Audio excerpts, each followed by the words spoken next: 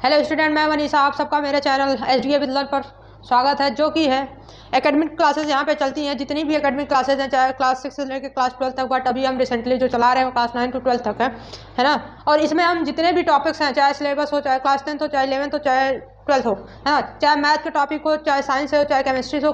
Science में जैसे physics आ गया, केमिस्ट्री आ गया, बायोलॉजी हो गया, सारे टॉपिक हम लोग यहाँ पे कवर करेंगे। बट अभी जो हम देखने जा रहे हैं वो क्लास 10, जितने भी बच्चे क्लास 9 में आ चुके हैं, है ना, अब वो क्लास 10 की प्रिपरेशन करेंगे। और जो नया सिलेबस है 2026 के लिए वो आ चुका है। तो आज हम क्लास 10 के मैथ के सिलेबस को डिस्कशन कर लेते हैं, फिर उसके बाद हम एक एक चैप्टर करके इसको क्या करेंगे, पढ़ाएंगे। और वीक में जो मेरी क्लासेस होंगी वो 3 दिन की होंगी। आप सब पढ़ना है और डेडिकेटली क्या होना है, लगे रहना है ना अच्छे से। तो आज हम देख लेते हैं क्लास 10 का जो हमारा सिलेबस है वो क्या है।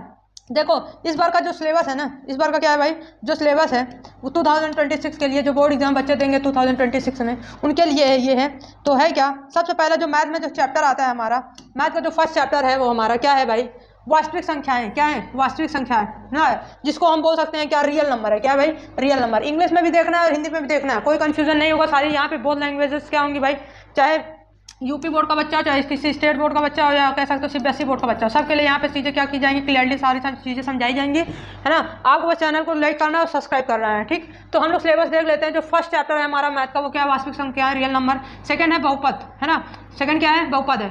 अच्छा, अब ये जो चैप्टर है ना, इसको अप्रैल में हमको खत्म करना है, ठीक। ये दोनों चैप्टर हमको किसमें खत्म करने हैं, अप्रैल में। टारगेट लेके चलेंगे। देखो, एग्जाम आते आते कम से कम मैथ जो है ना, कम से कम मिनिमम 2 बार रिवाइज होना चाहिए। मैक्सिमम आप 3-4 बार कर सकते हो। और ये NCERT सिलेबस है, ये NCERT का सिलेबस है। हम RS अग्रवाल भी यहाँ पे सॉल्व करवाएंगे, ठीक है ना। तो हम यहाँ पे देखते हैं, फर्स्ट चैप्टर वास्तविक संख्या है, सेकंड चैप्टर बहुपद है, थर्ड जो चैप्टर कंप्लीट करना है मई में हमको, वो 2 चरों वाले रैखिक समीकरण है ना। देखो, फर्स्ट क्या है हमारा, रियल नंबर, सेकंड है पॉलिनोमियल, थर्ड है pair of linear equation in 2 variables. ये थर्ड चैप्टर है हमारा। जो फोर्थ चैप्टर आता है हमारा वो क्या है भाई, क्वाड्रेटिक इक्वेशन है। फोर्थ चैप्टर कौन सा है, क्वाड्रेटिक इक्वेशन है। फिफ्थ चैप्टर है arithmetic progression and six chapter है ट्रायंगल। सिक्स चैप्टर क्या है, ट्रायंगल। सेवन चैप्टर, कुल मिलाकर हमको जो पढ़ना है वो 15 चैप्टर पढ़ने। कितने चैप्टर पढ़ने हैं, 15। तो उसी अकॉर्डिंग आप टाइम को डिवाइड कर लो और अच्छे से क्या करना है, पढ़ना है। और 8th chapter introduction of geometry, है ना। अब अच्छा, इसमें जो मोस्ट इंपॉर्टेंट चैप्टर हैं वो भी हम बताएंगे। अभी केवल चैप्टर्स देख लेते हैं। देखो, 8th है इंट्रोडक्शन ऑफ ज्योमेट्री है ना। फिर है 9th है some application of trigonometry. Trigonometry का क्या है, एप्लीकेशन है, और इसी में ट्रिग्नोमेट्री भी हमको पढ़नी पड़ेगी। 10th चैप्टर सर्कल है। 11th चैप्टर कंस्ट्रक्शन है। कंस्ट्रक्शन खैर अब तो नहीं है ना। चैप्टर 12 एरिया रिलेटेड सर्कल है ना। चैप्टर है सरफेस एरिया एंड वॉल्यूम है। फिर चैप्टर स्टैटिक्स, जो सबसे मोस्ट इंपॉर्टेंट है वो स्टैटिक्स है। एंड लास्ट चैप्टर है प्रोबेबिलिटी। क्या है भाई, प्रोबेबिलिटी। तो सेम चीज़ इसमें भी ऐसे देखने को मिलेगा हमको। कौन कौन सा है भाई, द्विघात समीकरण हो गया, समांतर श्रेणियाँ हो गई, त्रिभुज हो गया, निर्देशांक ज्यामिति हो गई, ये सारे चैप्टर हैं। देखो, कुल मिलाकर यहाँ पे देखो, ये 14 चैप्टर, कितने चैप्टर पढ़ने हैं हमको, 14 चैप्टर। ये वाला चैप्टर कंस्ट्रक्शन जो चैप्टर है ये अब नहीं है ना। तो इसको हमको नहीं पढ़ना है। 2026 के लिए ये हमारा सिलेबस है। जो आना है, जो नहीं आना है वो भी हम बता दे रहे हैं, ठीक ना। 2026 के लिए जो पढ़ना ही पढ़ना वो क्या है, कंस्ट्रक्शन चैप्टर नहीं पढ़ना। ये पहले वाला था, ये जो अब नया है ना। जो पढ़ना है उसको केवल ये नहीं पढ़ना, चैप्टर नंबर 11 है। तो टोटल 14 चैप्टर पढ़ने हैं। द्विघात समीकरण, समांतर श्रेणी, त्रिभुज हो गया, निर्देशांक हो गया, है ना। और फिर उसके बाद सितंबर में कौन कौन से चैप्टर तैयार करने हैं, तो त्रिकोणमिति का परिचय, इंट्रोडक्शन ऑफ ट्रिग्नोमेट्री एंड उसके कुछ एप्लीकेशंस, ठीक। फिर हमको सर्कल पढ़ना है। नवंबर में क्या क्या पढ़ना है, इससे रिलेटेड, सर्कल से रिलेटेड वृत्तों से संबंधित क्षेत्रफल पढ़ना है, पृष्ठीय क्षेत्रफल संबंधित आयतन पढ़ना है। दिसंबर में क्या क्या पढ़ना है, स्टैटिक्स पढ़ना है, प्रोबेबिलिटी पढ़ना है, ठीक।